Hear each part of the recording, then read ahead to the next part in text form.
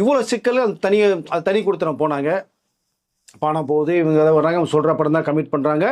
ஏ அதாவது ஜெயம் ரவியை வச்சு அவங்க ஒரு 3-4 படம் சொந்தமாக தயாரிச்சிட்டாங்க. நிறைய போகுது. ஒரு கட்டத்துக்கு மேலே வந்து நெருக்கடி அதிகமாகுது எனக்கு.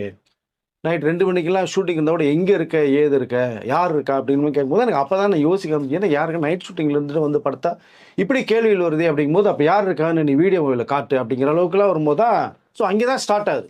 அப்போ தான் தேவ் ரொம்ப ஃபீல் பண்ணுறாரு. என்னடா இது அப்படிங்கும்போது திரும்பி வீட்டுக்கு வந்தால் நிம்மதி இல்லை. எங்கே போயிட்டு வந்த, ஏது வந்த அப்படிங்கிற அளவுக்குலாம் போகும்போது எதனால ஏன் அப்படின்னு பார்த்தா வர்ற பணம் பூரா எடுத்துடுறாங்க. பேங்க் அக்கௌண்ட் எனக்கு கிடையாது, எல்லாம் அவங்க பேரில் இருக்குது. ஸோ கிரெடிட் கார்டு கூட இல்லைன்னு சொல்கிறார், ஏடிஎம் கார்டும் இல்லைன்றார். இப்போ ஒட்டுமொத்தமாக தன் குடும்பத்தை நம்பி பண்ண ஒரு விஷயத்தில் அவர் வந்து ஒரு பணம் காய்க்கு மரமாக நினைச்சாங்களா என்னன்னு தெரியலன்னு ஒரு விஷயத்த பேசுகிறார். ஸோ நிம்மதி தேவை அப்படிங்கிற ஒரு கட்டத்துக்கு போகிறார் ஜெயம் ரவி. எப்பவுமே நீங்கள் வந்து ரொம்ப குடைச்சல் கொடுத்துக்கிட்டே இருந்தால் ஒரு மனுஷனை எங்கேயாவது சாதாரண மனுஷன் சொல்லாமல் இல்லாமல் காசியை ராமேஸ்வரன் ஊரை விட்டு ஓடி போயிடுவான். இல்லை, நிறைய பேர் நம்ம பார்க்குறோம் ஒரு மாதிரி உட்காந்துட்டு இருப்பாங்க, டிஃப்ரெண்ட்டாக பார்க்குறது. ஒரு மாதிரி ஸ்ட்ரெஸ்ஸாக நீங்கள் மெண்டல் இதாயிருங்க. ஒரு மாதிரி போட்டு போட்டு போட்டு டார்ச்சர் பண்ணி நிறைய பேர் இப்போ பாருங்கள், நிறைய பேர் ரோட்டில் பார்த்தா எத்தனையோ பெண்மணிகள் கூட கத்தமோடு சத்திக்கிட்டே இருக்காங்க, பார்க்க நல்லா இருக்காங்க. வீட்டில் என்ன குடைச்சல்னு தெரியாது, வீட்டை விட்டு அமுச்சு விட்டாங்க, தெருவில் சுற்றுறாங்க.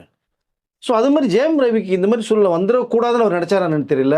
அதுலேருந்து மீண்டு வரணும்னு நினச்சாரு. இப்போ அவருடைய நண்பர் சர்க்கிள் எல்லாம் சொல்கிறாரு. அப்போ தான் வெளிப்படையாக பேசுகிறார். பேசும்போது இவ்வளோ சிக்கல்கள் ஃபேமிலியில் இருக்கா, என்ன பண்ணலாம் ஏது பண்ணலாம் போது தான் ஜீவாலாம் நெருங்கிய நட்பு ஓட்டத்தில் இருக்கேன். கொஞ்சம் ஃப்ரீயாக ட்ராவல் பண்ணி சென்னை விட்டு வெளியில் போய் கொஞ்ச நாள் தங்கிட்டு வரும்போது தான் கோவா போகிறாங்க.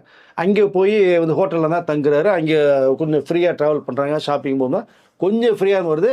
அங்கே தான் இங்கே கெனிஷாவுடைய அறிமுகம் கிடைக்கிது அவருக்கு.